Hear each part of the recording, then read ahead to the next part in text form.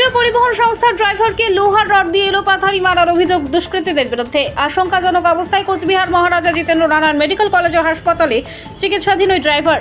জানা গিয়েছে, আজ ভোর 5টা নাগাদ কোচবিহার থেকে শিলিগুড়ির উদ্দেশ্যে সংস্থার একটি বাস যাত্রী নিয়ে রওনা হয়। কোচবিহার শহরের অদূরেই খাগড়াবাড়ি চৌপথি এলাকায় এনবিএসটিসি শিলিগুড়ি নামের সেই বাসটিকে পেছন দিক থেকে ধাক্কা মারে একটি পিকআপ ভ্যান।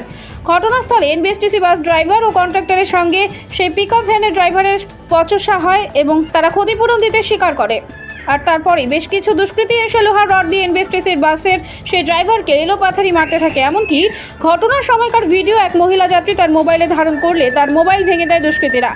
বর্তমানে গুরুতর আহত অবস্থায় এনবিএসটিসির ওই চালক কোচবিহার এমজেএন মেডিকেল কলেজে ও হাসপাতালে চিকিৎসাধীন রয়েছে।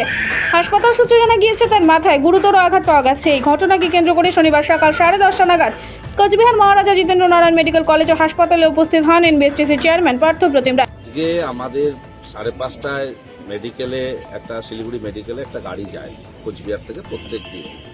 সেইভাবে আজকেও গাড়িটি যাচ্ছিল।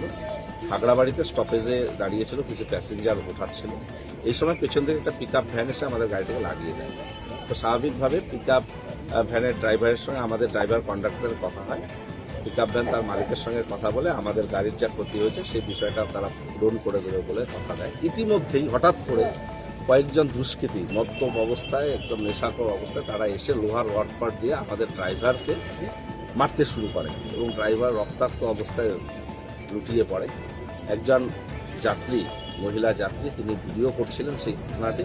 সেই মহিলা যাত্রীর সেই মোবাইল কেড়ে নিয়ে সেটাও ভেঙে দেওয়া হয় সেই দুষ্কৃতীরা ভেঙে দেয়। আমরা ঘটনা হলো যে কোচবিহার শহরের উপকণ্ঠে খাগড়াবাড়িতে এ ধরনের ঘটনা ঘটাতে কে সাহস দেখাচ্ছে এবং এত দুষ্কৃতীরা কোথা থেকে সাহস পেল। এই দুষ্কৃতীদের চিহ্নিতকরণ, তাদের অবিলম্বে গ্রেপ্তার করা এবং আমাদের যে কর্মীটি এই মুহূর্তে মৃত্যুর সঙ্গে পাঞ্জা লড়ছে, আমরা তার চিকিৎসার ব্যবস্থা করছি। আমরা এসপি এবং পুলিশ প্রশাসনকে আমি গোটা বিষয়টি জানিয়েছি। অতি সত্বর ব্যবস্থা গ্রহণ তারা করুক আমরা চাই এবং দুষ্কৃতীদের ধরে যথাযথ শাস্তির ব্যবস্থা করুক। যে কর্মীকে মারা হয়েছে তার নাম আলমগীর রহমান। সে অত্যন্ত আশঙ্কাজনক অবস্থায়।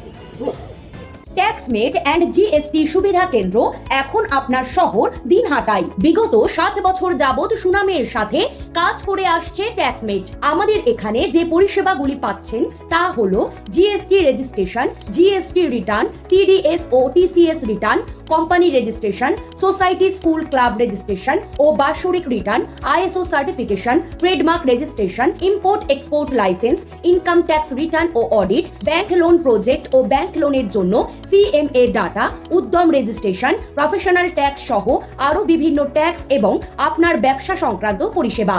তাই যে কোনো কাজের জন্য শীঘ্রই যোগাযোগ করুন আমাদের সাথে। আমাদের ঠিকানা ট্যাক্সমেট দিনহাটা, আস্থা নার্সিং হোমের পাশে, জলের ট্যাঙ্কের বিপরীতে। যোগাযোগ নম্বর 8250435393।